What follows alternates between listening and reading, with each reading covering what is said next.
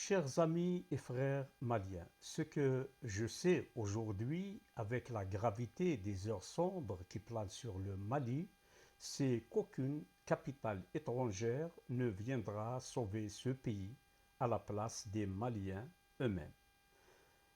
Ni Alger, ni Rabat, ni Moscou, ni Paris, ni Ankara. Aucune puissance, aucun allié, aucune armée, aucune stratégie importée. Parce qu'au bout du chemin, il n'existe qu'une seule vérité. Le salut du Mali naîtra du cœur des Maliens.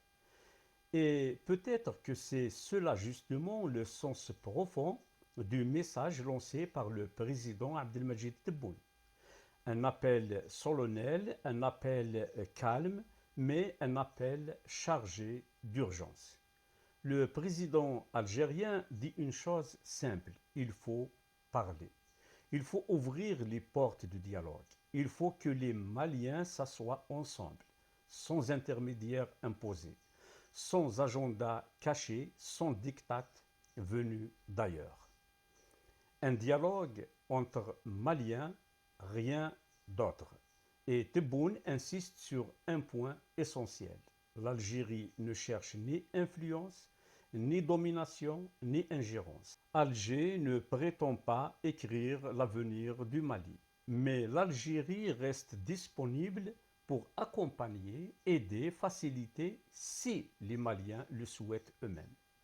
Car selon lui, une vérité s'impose désormais. Aucune solution militaire seule ne pourra sauver le Mali. Et ce message commence à résonner bien au-delà d'Alger. Ces derniers jours, une voix influente proche du shérif de Nioro, Mohamed Ould Chikne, dit Bouye Haïdara, a elle aussi appelé à un dialogue inclusif entre toutes les composantes maliennes, y compris les autorités de transition et le FLA. Et au Mali, quand Bouye Haïdara parle, beaucoup écoutent, parce qu'il ne s'agit pas d'une figure marginale, il est l'un des visages religieux les plus puissants du pays, une autorité spirituelle enracinée dans l'histoire malienne, une voix qui porte dans les villes, dans les villages, dans les consciences de tout le Mali. Et le plus frappant, c'est que d'autres dirigeants africains commencent eux aussi à tenir exactement le même langage. Le président congolais Faure a lancé un appel similaire au dialogue entre Maliens. Le président congolais Denis Sassou Nguesso a également plaidé pour une solution politique et négociée. Quand plusieurs voix africaines différentes par leur trajectoire, leurs intérêts et leur sensibilité commencent à dire la même chose, alors il faut peut-être écouter le signal. Et ce signal est limpide. La logique militaire seule atteint ses limites. Le Mali est épuisé. Le Mali est épuisé par les années de guerre, épuisé par les fractures, épuisé par les deuils, épuisé par les promesses sans lendemain. Le peuple malien souffre et chaque jour qui passe son dialogue rapproche un peu plus le pays d'un point de rupture dangereux. Personne ne demande aux Maliens d'abandonner leur souveraineté. Personne ne leur demande d'oublier les morts.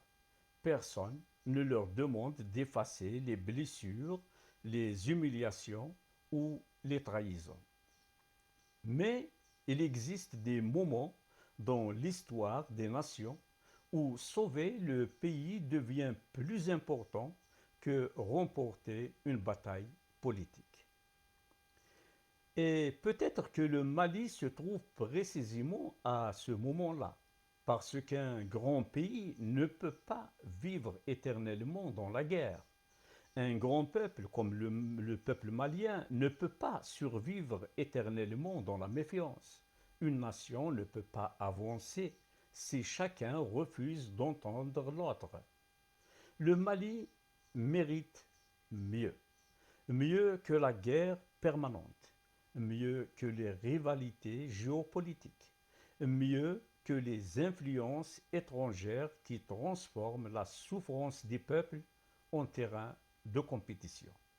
Le Mali mérite une réconciliation sincère, une réconciliation courageuse, une réconciliation malienne. Et peut-être que le temps est enfin venu de s'asseoir autour d'une table avant qu'il ne soit trop tard. Au revoir.